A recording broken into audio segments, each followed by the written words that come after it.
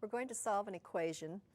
4 times the quantity 3x minus 1 plus 11 equals 2 times the quantity 6x plus 5 minus 8.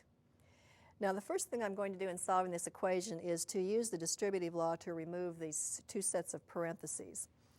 4 times the quantity 3x minus 1 is 4 times 3x, or 12x, minus 4 times 1, and then I'm adding 11.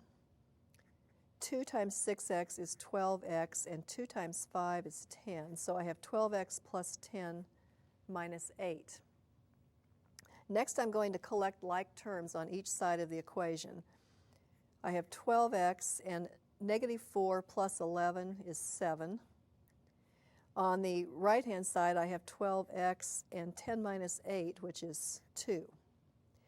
Now, I'm going to subtract 12x on both sides of the equation to eliminate the x term from the right-hand side. I know I can do this by the addition principle for equations. So on the left, I'll have 12x plus 7 minus 12x, and on the right, I'll have 12x plus 2 minus 12x. On the left-hand side, 12x minus 12x is 0, so I have 0 plus 7, or just 7. And on the right-hand side, 12x minus 12x, again, is 0, so I have 0 plus 2, or 2. And now we've got an equation that's equivalent to the original equation that says 7 is equal to 2, and we know that this is a false equation.